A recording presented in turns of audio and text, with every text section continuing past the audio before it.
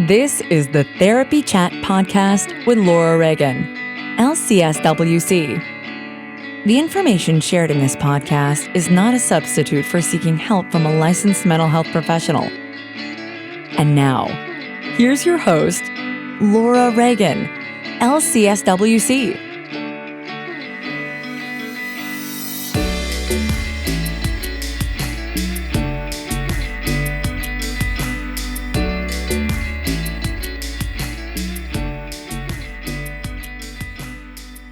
Hi, welcome back to Therapy Chat. I'm your host, Laura Reagan, and today I'm very excited to be speaking with Dr. Julie Bindeman.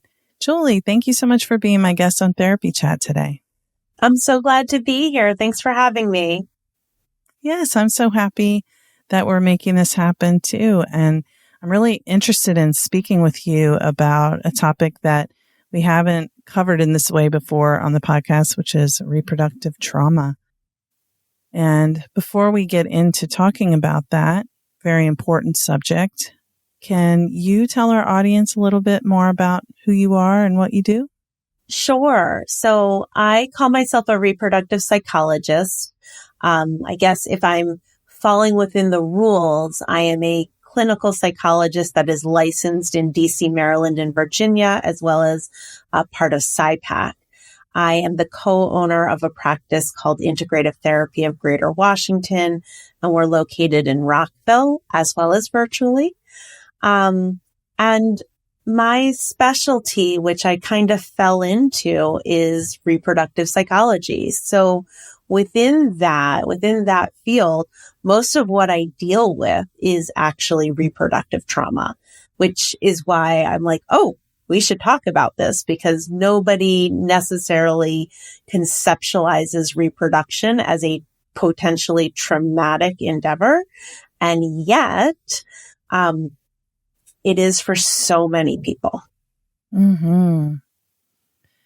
And I think on the show I've talked with people a little bit about loss, and I've talked about perinatal mental health with guests. But the whole concept of reproductive trauma is more of a umbrella encompassing some of those things and much more. Can you tell our listeners what we're talking about when we talk about reproductive trauma? Absolutely. So I'll situate us in several kinds of different ways, because I think that is useful. And all of this can be used then to describe reproductive trauma. So the first way I'll situate us is, what is reproductive psychology? Because as I said, that's not necessarily a common framing that people tend to hear when they're thinking about mental health professionals. So in terms of a reproductive psychologist, I work with people that are considering getting pregnant. They're trying to discern, is this something I want to do or not? Do I want to be a parent? I work with people that have difficulty becoming pregnant. I work with people that have difficulty remaining pregnant. I work with people that have encountered some kind of birth trauma. And I work with people that are encountering difficulties adjusting to being parents. So there's this whole spectrum where there's a lot of different things that can happen. And I think where these things can be considered to be traumatic is that these are all disruptions, and they tend to be disruptions in what is considered to be a reproductive story. So here's a second way that I situate this. The idea of a reproductive story was formally coined by Dr. Janet Jaffe, and how she spoke about it is this idea that every human being has a reproductive story. That story originates when we're children and we start thinking about the ways that we play. And I don't mean the stereotypical girls play with dolls and they play family and that kind of thing, although certainly that could be a part of it. But it's really how children explore themes around nurturance and protecting and safety. And they all do that in their play. And so building upon those kinds of themes, they might start thinking about, when I become a grown-up, this is what I want my life to look like. And for some children, the idea is I want to have 14 children. And that's what it's going to be. And, for a 5-year-old, 14 children seems really understandable and realistic. Fun. And fun, right? So many people to play with. For other people, as they grow up, they might have the idea of, I don't want any children. And that can be for a myriad of reasons. Like, I don't really like kids, or it could be, I did not have a great childhood and I don't want to potentially perpetuate that onto somebody else. So, and of course, lots of other things too, but those tend to be the two common ones I tend to hear. What then tends to happen is, as we continue to grow up, that 5-year-old who wanted 14 children becomes a 18-year-old and is like, 14, that's a lot. That's expensive. I might not be able to do that. Maybe 3. And so, okay, cool. That reproductive story has already been edited. If that person finds a partner that they might be able to reproduce with without any assistance, now we're talking about, well, what did that partner's reproductive story mean? And what did that look like? And then how did the two people negotiate what we might have? So if one person came, I want 3 kids, the others, I want 2 kids, we need to negotiate. Well, what is this going to look like? Where the reproductive story gets really disrupted is when it doesn't go according to plan. So that might be, well, we've already decided that we want kids and I found the partner and I've done everything right and I've waited when I was supposed to wait and I stopped taking birth control and I'm not getting pregnant. And it's supposed to be easy and it's not happening. And so why isn't this happening? And so that kind of disruption or that interruption of plans, or I'm getting pregnant, but I keep on having miscarriages and none of my friends are having miscarriages. And so that too, disruption of plans, that's more than just a disruption, but just for the case of theory, I'm speaking about it in that kind of way. And all other kinds of circumstances as well. And one of the things I tend to notice is that for most couples, this is the first difficult thing that they've had to encounter together. And there's always grief that's associated with it. Even if we're talking about infertility, there's grief associated with, well, this isn't happening the way we expected it to happen, or on the timetable we expected it to happen.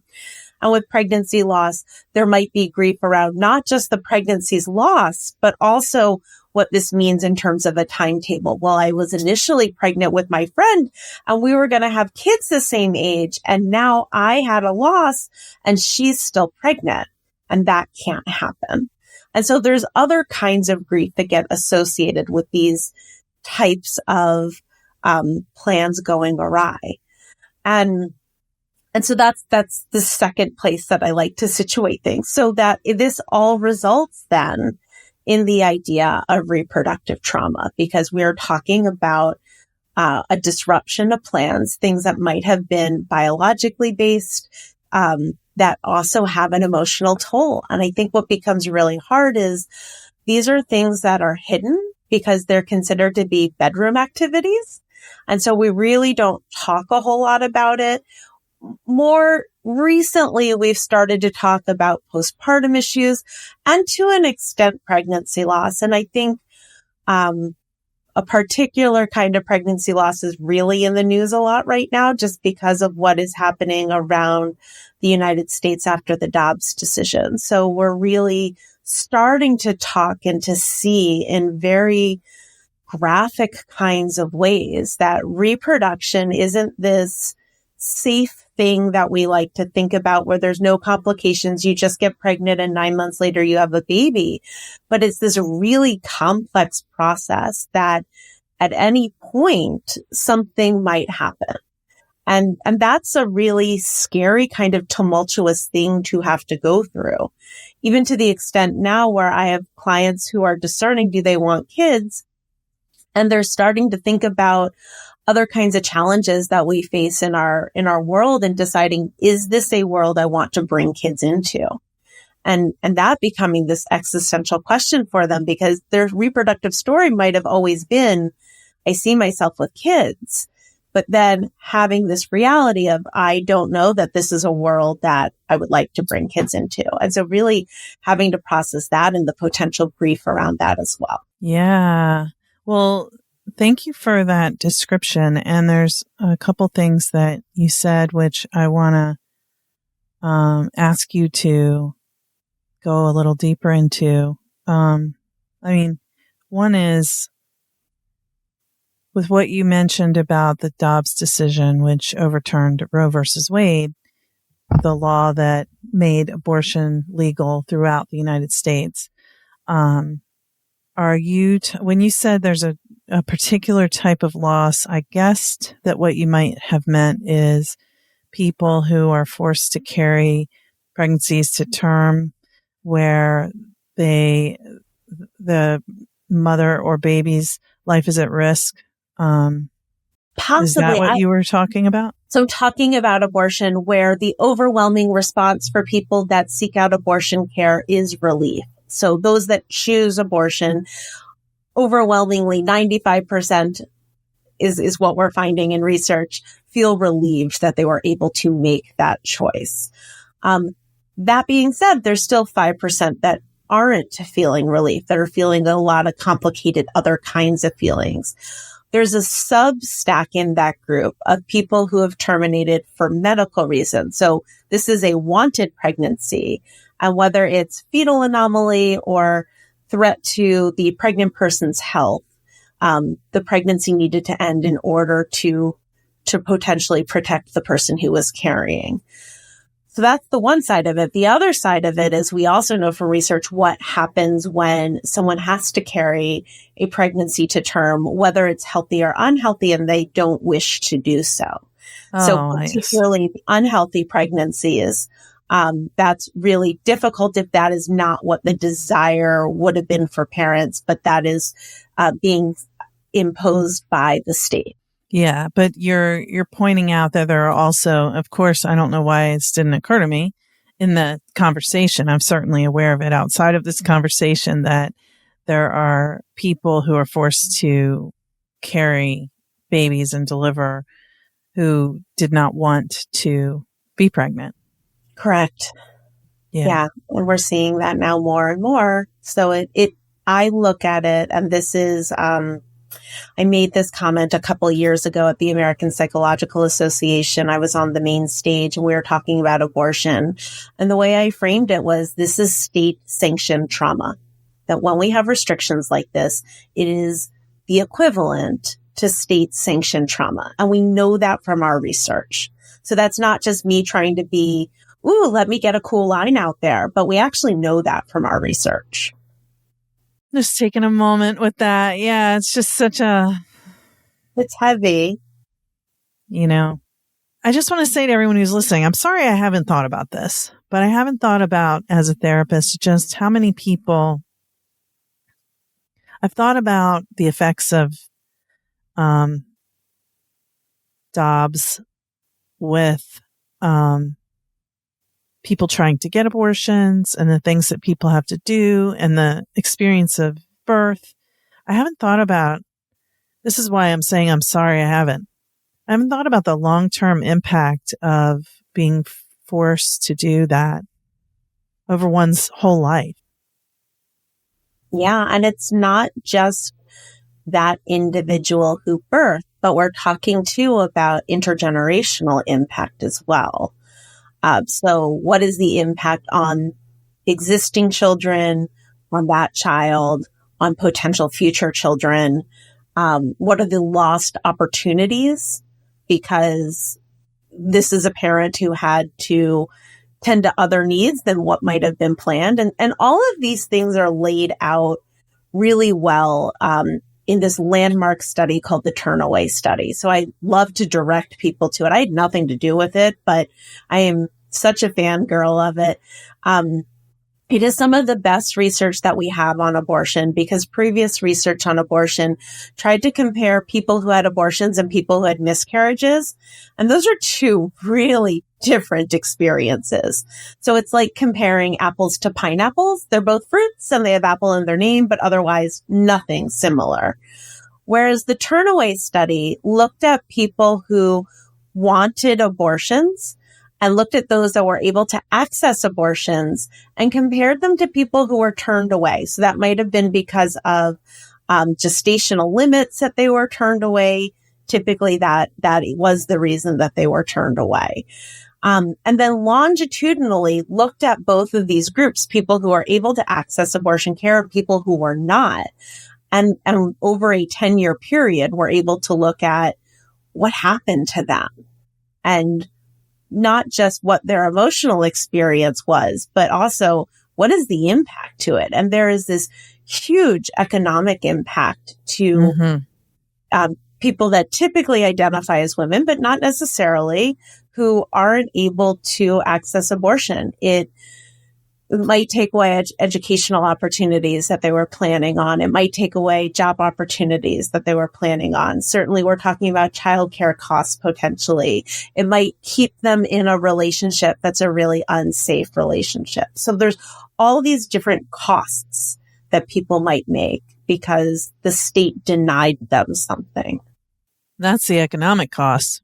Right. That's just economic. Like that's not even going into it. But when we're talking about economics too, it means, okay, what are the resources that future children or existing children are able to have? What are the time, the emotional resources, the financial resources that they're able to have as well? And so we see, that those diminish as well.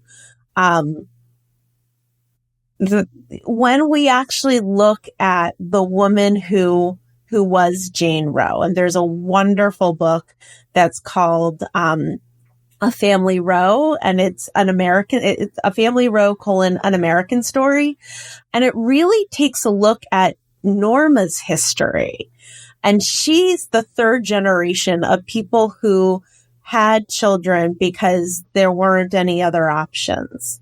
And so when you look at just the intergenerational trauma within this one particular family, that they were stuck in poverty, that they weren't able to get a lift out of it, that choices were being taken away from them. So it's just really interesting in terms of looking at this person who represented so much and then looking at what she embodied in them and looking at research and it really clearly showing she is an exemplar of what the research bears out.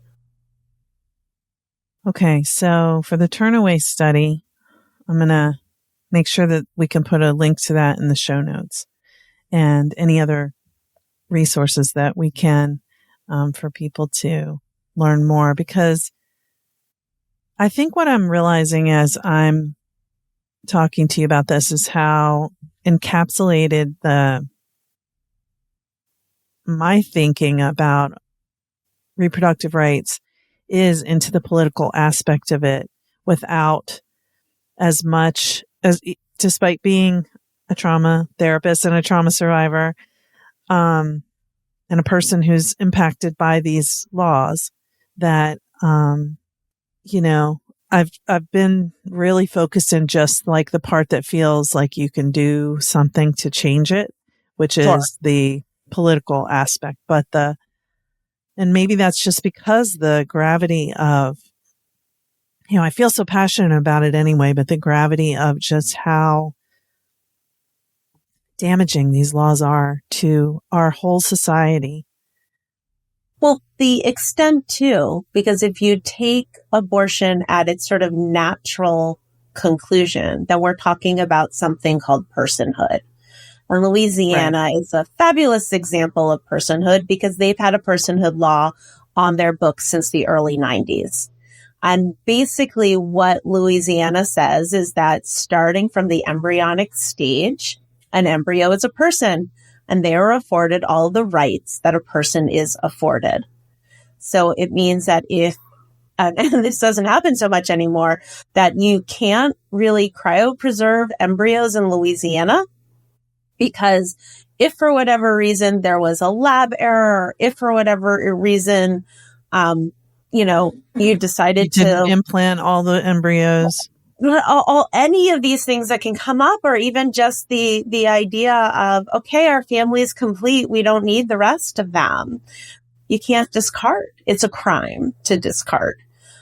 So it means that people who are doing IVF in Louisiana, they might be able to get initial workups done there, but most, if they're able to do so, will go to other states in order to be able to cryopreserve potential embryos. So that's, again, astronomical. Not everyone can do it. IVF already is not covered uniformly across the United States. Yeah, that's a whole other thing. But when we're thinking about too, who gets to decide who starts a family and how they start a family, personhood and these other kinds of access, insurance access laws really do come into play, because it does limit who can have a family, how they can have a family, and what families we think are okay to have. And so think about, again, if we're going back to the reproductive story, and all someone's ever dreamed about was having a child, and for whatever reason, they're unable to have a child, and they need some kind of reproductive technology in which to have that child, and they're not able to access a clinic, access care, get to care. Imagine the trauma of that. It's not that I don't want this. It's that this is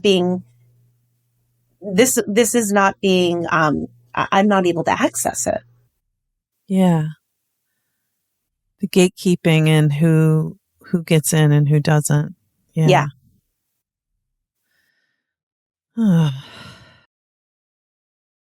Thank you.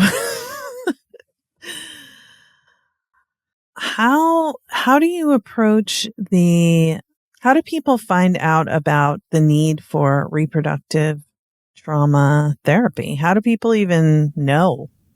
Yeah, it's such a good question, because I think most of the time they don't, right? They think, okay, this is something that a lot of people experience, particularly with pregnancy loss. Okay, this is something a lot of people experience. And certainly when I think of people who have had early losses, it's like, well, this is supposed to just be a blip. I'm supposed to get over it. Like, this was God's will, or a lot of other kinds of platitudes that might have been shared with them. And they just find that they keep on struggling. And I think what becomes really hard is it gets framed to them as grief. But when we're thinking about an early loss, such as a miscarriage, the typical timeline people say that others afford them is maybe a month if they're lucky. And that's not in terms of time off work. That's like 2 days if they're lucky. But we don't have a way of conceptualizing grief, particularly with something like pregnancy loss, which is more of a prospective loss versus a retrospective loss. So when we think of retrospective loss, we think of someone that we can share in community, and we collectively have a retrospective of that person's life, versus a prospective loss, which is the loss of the possibilities, the loss of the dreams, the loss of the fantasized future that somebody was expecting.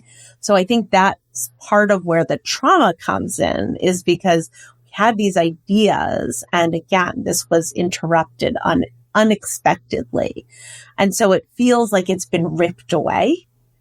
And just even for people who are very aware that these outcomes exist, tend to be really surprised it happens to them. So even those of us that are like, oh yeah, miscarriage happens. We know it's 25% of pregnancies. And if it happens to us, it's like, how did this happen? What did I do? What did I do to cause this? And that too, that becomes a traumatic kind of response, because it's this assumption of responsibility for it. And that tends to probably come from something earlier in life, like the sense of this must be my fault, rather than, yeah, this is a really sad, terrible thing. And sometimes sad, terrible things happen. And just because sad, terrible things happen doesn't mean I made it happen. So just kind of also tying in, like, this is how I tend to see it. Now, I think people find someone like me because a good friend might sit there and be like, hey, noticing this has been really hard for you. While I'm happy to listen, I feel like I can't offer you everything you need. Maybe it's time to see someone. Or even the OBGYN. I mean, I love those OBGYNs where like they see something was traumatic during birth and they're like, here are a couple names for you. You're going to want to do this sooner versus later. I actually really appreciate when they say something like that. It's not always that they do, but I love it when they do because it plants the seed for someone to come in versus when they come into me already pregnant in their subsequent pregnancy, they're 35 weeks and they're like, hey, I'm going to have a baby in 5 weeks, but I had birth trauma with my first. So can you fix it? And I'm like, I mean, this would have been great. I'll do what I can, but you're not giving you the most optimal time and space for that either. So those tend to be the common ways for people to find someone like me. I think what becomes really hard is that I did not get my training in grad school. And there are very few programs, if any, that offer this kind of training. So it has to be something that I discovered and that I sought out training for. So it required a lot of detective work on my part. And I feel really lucky that I was able to find, back before COVID, that there were actually pre-recorded classes that the American Psychological Association had. So that's where I started. I started reading books like Janet Jaffe's book on reproductive psychology. I was able to take a course. I was able to get consultation for a couple of years. I was able to join places like the American Society of Reproductive Medicine that has a mental health group attached to it. Organizations like Pregnancy Loss and Infant Death Alliance, and postpartum support, Resolve, all these kinds of different organizations, and being able to get different training pieces at different places, but it was really cobbled together and it took a lot of time. And it's an interesting contrast when I look on Facebook and someone's like, well, I went through infertility and now I want to work with people who go through infertility. And so typically when somebody comes to me and they say that, I'm like, that's awesome. You have lived experience. That is definitely a perspective. It's important, but it's not the end all be all. It's just one perspective. And there's a lot you probably don't know, and you don't know that you don't know it. But instead, what helpful people on Facebook, other clinicians like to say is, oh, you got this. You have the experience. You can do it. And it's like, no.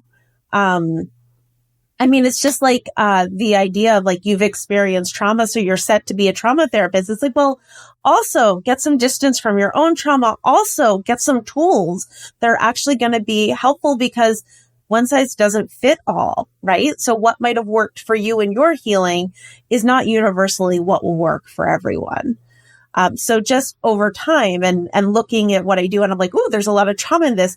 I probably should get some trauma training. And so I got specialized trauma training too. And I'm certified in EMDR and I'm an approved consultant in EMDR, big believer, gotten trained in brain spotting. It's just, because you got to have lots of different ways to be able to meet a person where they are. So I feel like now that was my TED Talk. But it's an important thing for me in terms of training because I can't tell you how many people I see that have gone elsewhere and have actually had additional trauma conferred on them from a place that was supposed to be a healing place because the clinician didn't know what they didn't know. And so, saying things that they thought were helpful, like, this was God's plan. I've yet to meet someone that's experienced a pregnancy loss that doesn't have a religious orientation to them that feels comfortable hearing somebody say that. People that have religious orientations do feel, not everyone, but they do feel more comfortable in that. But to take that as like, oh, that's going to be that helpful thing I offer you. No. So that becomes more damage done that I get to help undo. Yes. Well, I will say about that religious orientation piece that I've definitely, I've talked to many people who are like, I understood why she said it was God's plan, and I kind of felt that was comforting at the time, but it really isn't sitting with me because I don't understand, why would God do this? And, so it's like, it is sort of like a way of just trying to sort of shut down the pain that the person's feeling instead of helping them live with it, because it's Right. It's the listener saying, this is too painful or traumatic for me, so I'm going to give you a Band-Aid because I can't handle it, versus, here, let me show up for you and you tell me what you need to tell me, and I'm just going to sit with you and witness. And humans, we're not great at that. We have to be taught that. But also, Yeah. there's more than just witnessing in terms of how do we heal from this. Yeah. Well, one thing I'm hearing is that for those who really are coming from the right place with their own losses and want to help, that's great. And you need specialized training, and you need, I think everyone needs trauma training personally. I don't know. I mean, who in the heck are the people who don't have the trauma? I've never met them. I don't know where they are. And didn't we all just go through a pandemic? Oh, but some of us were fine. Yeah. No, right. And what reproduction looked like during the pandemic was like its own, absolutely topsy-turvy thing, and talking about like additional trauma, the trauma of isolation when you have a new baby, the trauma of isolation when you're giving birth. Birthing alone with a mask, without somebody, a partner, any companion with you. Oh, and not being able to, I can't imagine that. Yeah. Not even being able to have like community with other people that have had new babies, where you can sit there and be like, oh, you're not sleeping either. That's comforting to know. It's not just my baby who's not letting us sleep. Cool. Mm-hmm. Yes, that does go a long way. Yeah. So another point that's coming to mind is the idea of these OBGYNs who understand when birth trauma has happened and give a resource. I understand, sure, it's going to be obvious if the baby doesn't survive birth, that's a trauma. But there's so many traumatic things that happen during birth. Yes. That oftentimes the birther never even knows, or,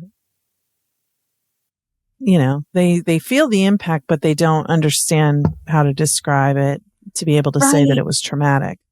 I think what becomes so difficult too is that if someone has a difficult birth experience and what they hear afterward was, but you know what? Everyone's healthy and that's what you want, is so negating to trying to piece together what this experience was for you. Because it's like, well, that's great, but I don't feel whole. I don't feel normal. I don't feel like everything's fine and, I should just be happy. I feel like my literal insides have been ripped out. And I think too, what becomes hard is, we haven't even talked about any kind of obstetric trauma that people might be dealing with from, at the hand of their provider and not consenting for different kinds of procedures. Nor are we even talking about things that might not be seen by providers as trauma, but are experienced by birthers as trauma. And so there can be a mismatch too in the experience. Like, hey, the person might not have lost pints of blood, but that doesn't mean that the experience wasn't difficult and traumatic. Yeah, I will say for myself, the two births that I've had were both very traumatic in their own ways. And I did not know to call it that at the time, and nobody else knew. So I was the one that experienced the trauma, and my babies, and babies can't speak for themselves. And the fact that, you don't know how to put it into words, you feel that didn't go well. That didn't feel right. But you don't, who do you tell that to And I know now who you could tell it to is a therapist. Yes, and a therapist specializing in this type of trauma. But what you do when you don't have that is, for many of us, I think, internalize, maybe it's something about me. What did I do wrong? Yeah. Or why was I not able to feel okay about this normal experience where everything was fine? Right. What's wrong with me? Yeah. Yeah. There's something about me.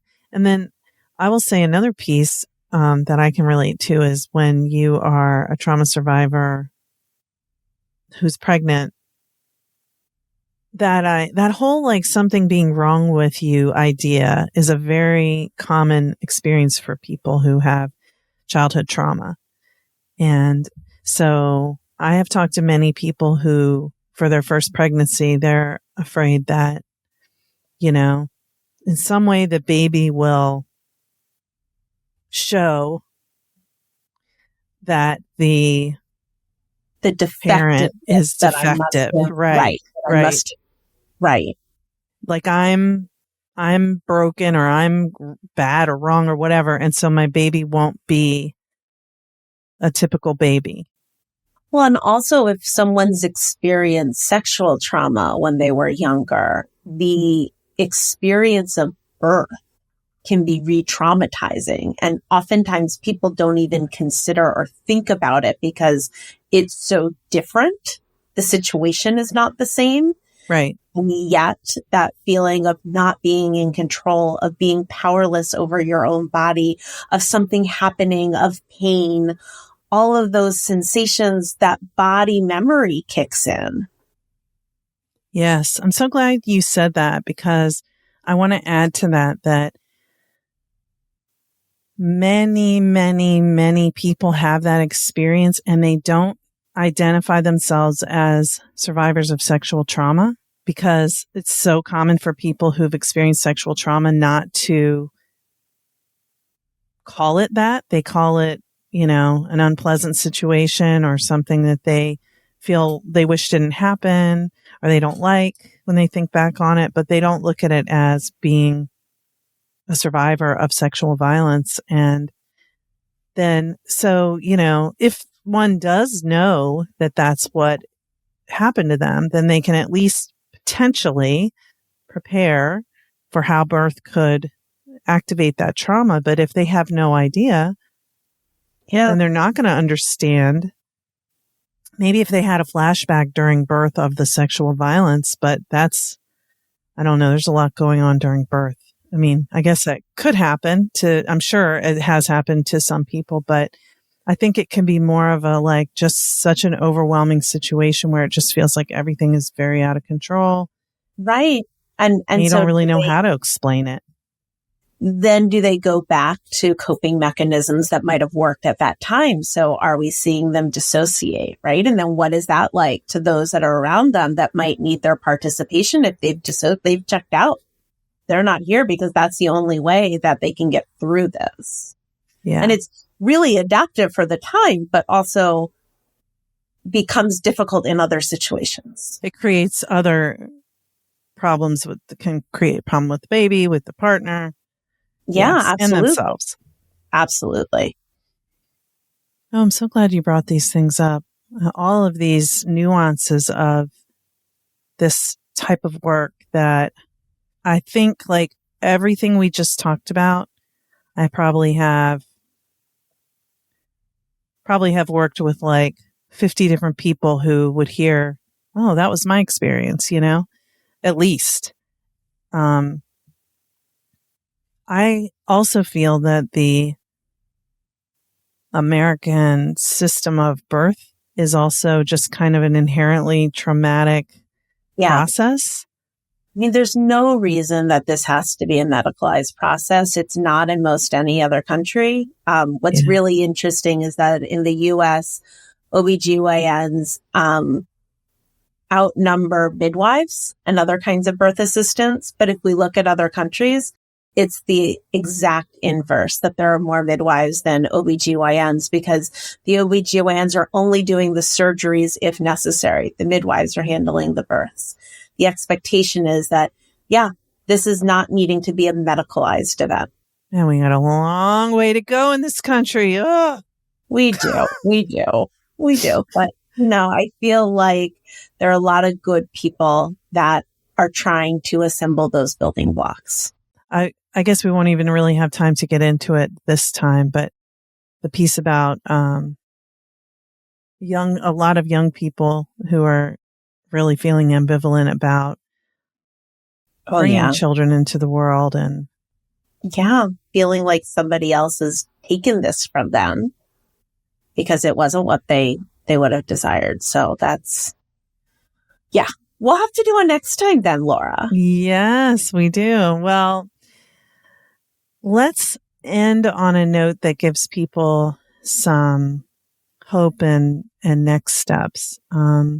So for a listener who is impacted by any of the types of trauma that we talked about, or any of the specific types of situations or anything like that under the umbrella of reproductive trauma, where do you have any suggestions? I mean, I know they can work with you, but certainly you can't work with every single person in the whole world.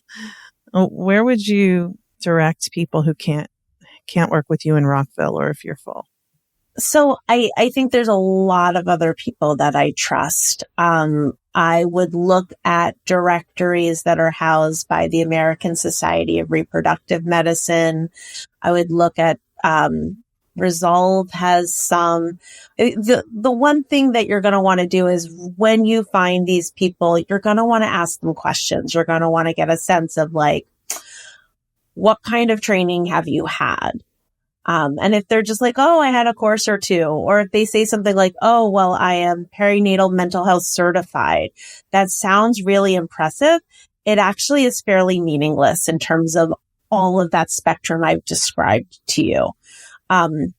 So I think that's important to know that there are people that are perinatal mental health certified, and they're amazing and they're awesome and, like, they know their stuff, but that designation in and of itself doesn't connote that. I think that, again, important to know.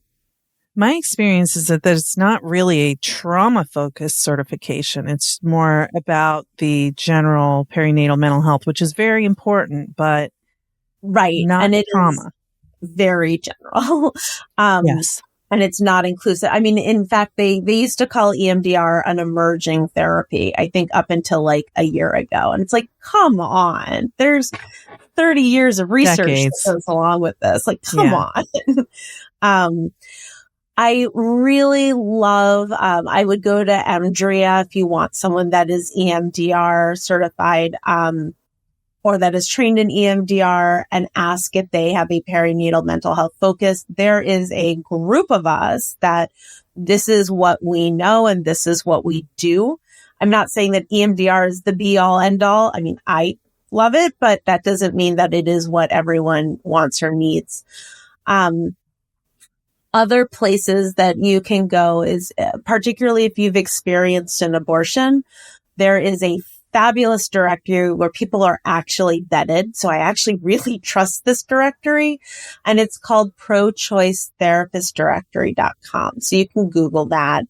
But that's actually with people that know what they're talking about and can be helpful around that specific situation. I think what becomes hard is that, I try to umbrella what this field is, but a lot of it exists in silos. So it's really needing to be, unfortunately, a really savvy client and having a sense of like, okay, how were people trained? Because a 6-hour training is not going to do it. That's not fair to you. You're not going to get what you need from that. And then for therapists who want to learn more and get more skills in this area, what would you point people to? Yeah. So, American Society for Reproductive Medicine has some great online modules. I would say that those are very much an overview. I teach a year-long course. I call it Introduction to Reproductive Psychology. And it begins every September. We go September to June. So I'm actually just about to finish up, and so bittersweet doing that because I love it. So I am enrolling for that for clinicians. It offers 30 CEs. So you can get that, as well as really having this education. I do consultation groups. I do individual consultation with people as well. And I have a forthcoming book that's going to be published by Springer, and it is the Abortion Handbook for Mental Health Professionals. So it is a way of really informing you all about abortion and abortion care and what is typical and what is not, and how to work with it or work with people that are impacted by it, because everyone is impacted by it, just given the Dobbs decision and having abortion now be decided by the states. And it feels like every day there are new things that keep on coming out with this. So the ramifications continue. The ripple effect really continues. And as I said, it's not something that we tend to be taught in graduate school. When's your book coming out? In theory, this summer. I have to get a better date from Springer. Well, I'll try to release this in timing that, aligns with that, because I'm sure that many people listening are going to be very interested. So, Julie, thank you so much for spending some time with me and our listeners today on Therapy Chat. It was so good talking to you. Thank you so much for having me, Laura. And again, I would love to come back. There's so much more to talk about. Okay, well, I would love to have you back. We'll definitely make that happen. But for now, thank you for being my guest. Thank you for listening to Therapy Chat with your host, Laura Reagan, lcsw-c. For more information, please visit therapychatpodcast.com.